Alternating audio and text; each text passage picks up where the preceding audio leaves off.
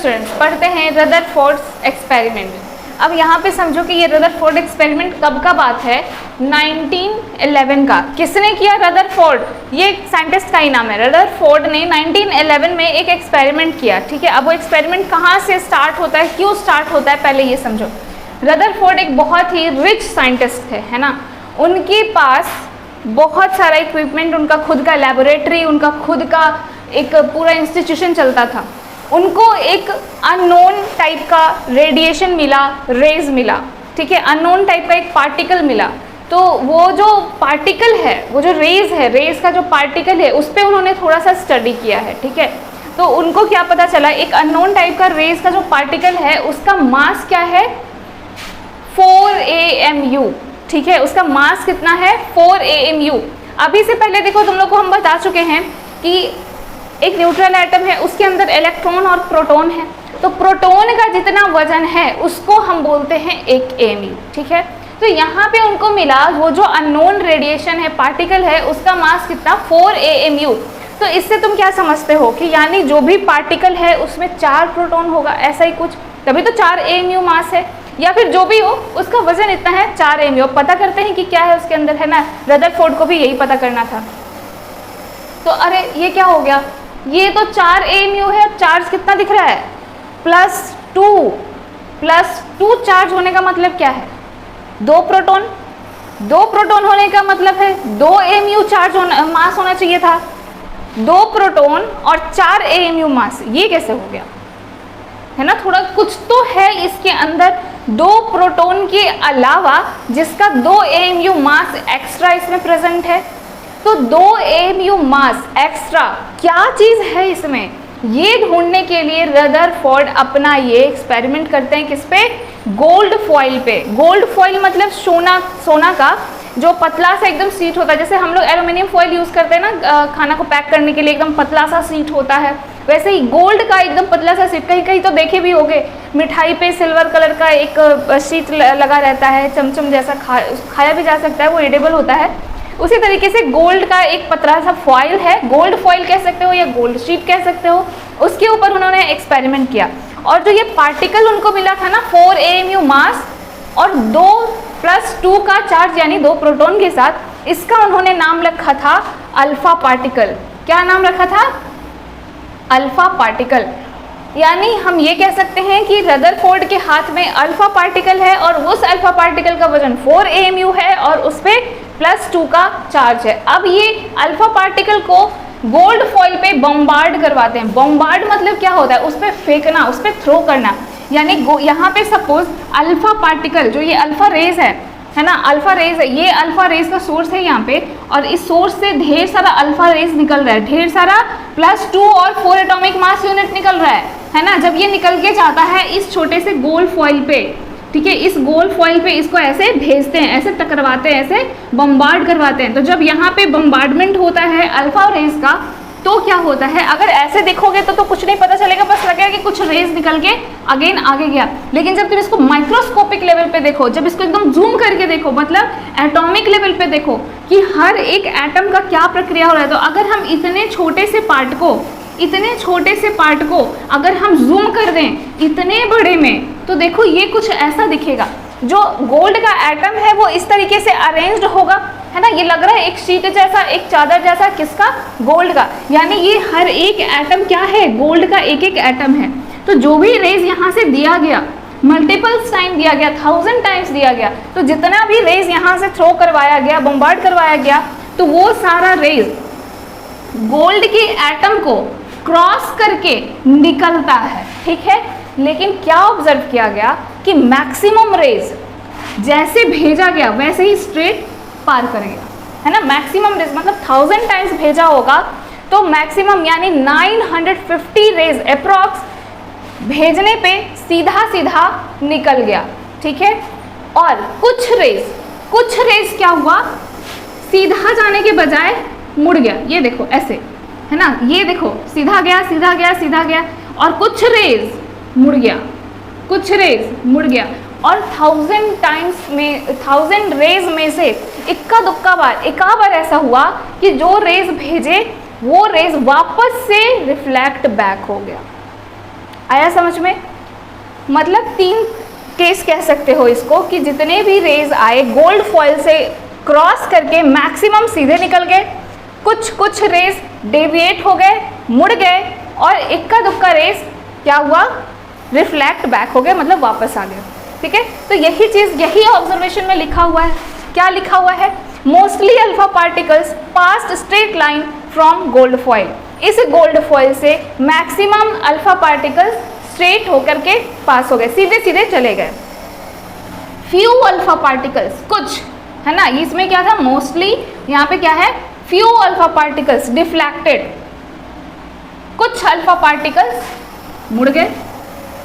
By small angles, मतलब छोटे angle से, इसका मतलब अगर ये सपोज ऐसे जाता तो ये कितना एंगल से मुड़ गया, इतना, और कुछ बहुत कम, देखो ये इतने छोटे एंगल से मुड़ गया, ये थोड़ा ज़्यादा, तो कुछ जो है वो छोटे एंगल से मुड़ गए, और कुछ का तो ऐसा हाल हुआ कि जैसे जैसे वो सेंटर के नज़दीक जा रहे थे वैसे वैसे वो और ज़्यादा डेविएट हो गए, इतना ज़्यादा डेविएट हो गए, है ना। तो यही चीज़ यहाँ लिखा हुआ है, few alpha particles deflected by small angle, कुछ छोटे एंगल से मुड़े, मतलब थोड़ा सा मुड़े, एंड वेरी फ्यू, और बहुत कुछ उससे भी कम, we are deflected by large angle, जो बहुत ज़्यादा, मतलब ज़्यादा एंगल से मुड़ गए। ठीक है, थर्ड पॉइंट देखो, very small number of a particle 1 in 1 lakh, मतलब 1 लाख अल्फा रेज में से एगो रिफ्लेक्ट हो गया, वापस आ गया, वास केम बैक, वापस आ गया। ठीक है, तो ये उन्होंने ऑब्जर्व किया, ये क्या था, इस एक्सपेरिमेंट का ऑब्जर्वेशन। अब इस ऑब्जर्वेशन से उन्होंने इसी 3 ऑब्जर्वेशन के बेसिस पे कुछ कंक्लूजन निकाला। ठीक है, तो इसी 3 ऑब्जर्वेशन के बेसिस पे वो क्या कंक्लूजन निकालते हैं, वो यहाँ पे है, देखो, most part of the atoms is hollow. अब ये कैसे पता चला, मैक्सिमम रेज क्या हुआ, सीधे सीधे पास कर गया, सीधे सीधे पास कर गया, मतलब इससे क्या समझोगे कि बीच रास्ते में कुछ नहीं था, ना कोई टकराने वाला, ना कोई मोड़ने वाला, तो क्या होगा, सीधे सीधे जैसे जैसे आया वैसे वैसे चला गया। चलो ये क्लियर हो गया। नेक्स्ट देखो, the positive charge proton resides in a very small space that is nucleus. देखो एक्सपेरिमेंट में क्या, सेकंड पॉइंट में क्या था कि कुछ लाइंस क्या होते हैं, डिफ्लेक्टेड, मुड़ जाते हैं, तो मुड़ने से क्या कंक्लूजन निकाला गया, ये समझो कि जब ये अगर कह रहे कि ये मुड़ गया, इट मीन्स यहाँ पे कुछ है जो इसको मोड़ रहा है। क्या हो सकता है, तो जो जा रहा है वो पॉजिटिव चार्ज है। अब पॉजिटिव चार्ज को किससे फर्क पड़ेगा, पॉजिटिव चार्ज से या नेगेटिव चार्ज से। अगर यहाँ पे नेगेटिव चार्ज होता तो ये उसकी तरफ मुड़ता, मतलब ये जो भी रेज जा रहा है ये सारा सेंटर की तरफ मुड़ता है ना। अगर ये रेज जा रहा है तो ये सेंटर की तरफ मुड़ता, लेकिन क्या ऐसा हुआ, नहीं, यानी नेगेटिव चार्ज बीच में नहीं है, ये अट्रैक्ट नहीं हो रहा है, ये क्या हो रहा है, रिपेल हो रहा है, सेंटर से रिपेल हो रहा है। तो रिपेल होने का मतलब क्या है कि यहाँ पे कुछ पॉजिटिव चार्ज सेंटर में प्रेजेंट है, जिसकी वजह से ये रिपेल हो रहा है, रिपेल होकर के अपना पाथ चेंज कर रहा है और ये मुड़ जा रहा है। ठीक है, तो यही चीज़ उन्होंने अपने मॉडल में बताया है कि यही चीज़ उन्होंने मॉडल में बताया है कि the positive charge resides in a very small space. जो एटम है उस एटम के बीच में पॉजिटिव चार्ज रिसाइड्स मीन्स रहता है। ठीक है, और जहाँ पे ये पॉजिटिव चार्ज रहता है ना, जहाँ पे जिस जगह पे रहता है उस स्पेस को, उस जगह को क्या नाम दिया गया, न्यूक्लियस, है ना। पॉजिटिव चार्ज बीच में एटम के सेंटर में रहता है और उसका क्या नाम दिया गया, न्यूक्लियस। ठीक है, चलो नेक्स्ट पॉइंट क्या है, the positive charge is heavy. अब ये हैवी वाला चीज़ कैसे पता चला, देखो इनका एक्सपेरिमेंट में ध्यान देना।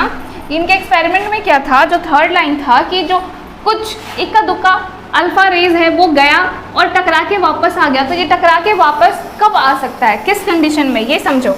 अगर थोड़े से फिजिक्स पे आ जाओ यहाँ पे, अगर मान लो यहाँ पे एक मास है वो मूव कर रहा है, ठीक है, और एक मास यहाँ पे रखा है छोटा सा, और ये स्टॉप है, मतलब रेस्ट पोजीशन में है, और इसके पास कुछ वेलोसिटी है। तो अगर ये जाता जाएगा आगे जाके जब इससे टकराएगा तो क्या होगा, ये दोनों के दोनों चल पड़ेंगे, दोनों के दोनों आगे चल पड़ेंगे। ठीक है, एक और कंडीशन देखो कि अगर मान लो एक मास है और इसके पास कुछ वेलोसिटी है और यहाँ पे एक बहुत बड़ा सा हैवी मास है, बहुत बड़ा मास है ना, और ये रेस्ट में है, ये क्या रेस्ट में है। तो अब बताओ अगर ये जाएगा और इससे टकराएगा तो क्या ये मूव होगा?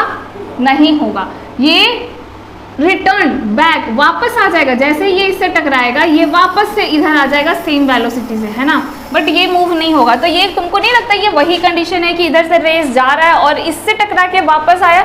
इट मीन्स ये जो है, ये जो सेंटर में है, जो हमको क्या मिला, न्यूक्लियस मिला, वो क्या बहुत भारी है। किसके सामने? इसके सामने, यानी इसका वजन कितना है 4 AMU, इसका मास कितना है 4 AMU। तो जो सेंटर में न्यूक्लियस है उसका मास क्या होगा? बहुत हैवी होगा। तो यही चीज़ इन्होंने अपने एटॉमिक मॉडल में बताया है कि the positive charge is heavy, जो बीच में पॉजिटिव चार्ज है ना, जिसका नाम न्यूक्लियस दिया गया, ये क्या है? हैवी है ना। And also there is very heavy in atom, और इस पूरे एटम में अगर कहीं कोई हैवी चीज़ या एटम का मास है तो वो कहाँ है?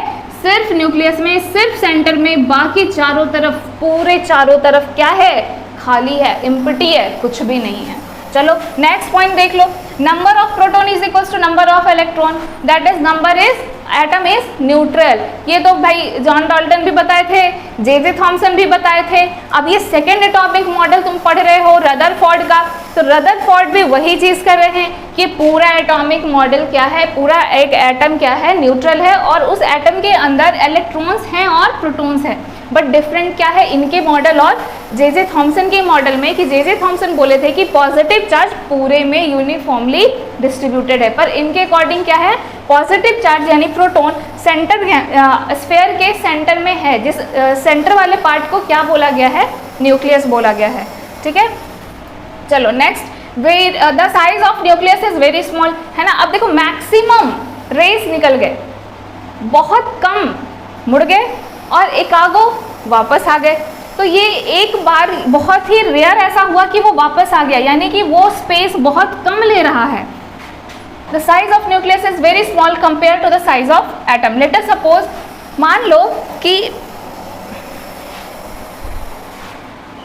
थोड़ा एज्यूम करो इसको, है ना, अगर एटम का साइज तुम मान लो कितना बड़ा है, सपोज एक स्टेडियम के बराबर मान लो कि एटम कितना बड़ा है, एक स्टेडियम इतना बड़ा है ना। जितना जो मैच का स्टेडियम होता है ना, उतना बड़ा अगर एटम है तो न्यूक्लियस कितना छोटा होगा? जो क्रिकेट का बॉल होता है ना छोटा सा, उतना छोटा होगा न्यूक्लियस। सोचो अब उतना बड़ा स्टेडियम, उतना बड़ा एटम, न्यूक्लियस कितना छोटा? बॉल के बराबर, है ना, बहुत छोटा। तो वैसे भी अगर रियल साइज बोलो एटम का, वो तो इतना छोटा है, इतना छोटा है कि हम अपने नेकेड आई से भी नहीं देख सकते। तो सोचो न्यूक्लियस कितना छोटा होगा, है ना, बहुत ज़्यादा छोटा है, बहुत ज़्यादा। चलो आगे नेक्स्ट देखते हैं, the electrons are distributed in the empty space of the atom, यानी कि एटम के चारों तरफ जो खाली स्पेस है, एम्प्टी स्पेस है, इलेक्ट्रॉन्स वहाँ पे प्रेजेंट होते हैं। किस तरीके से?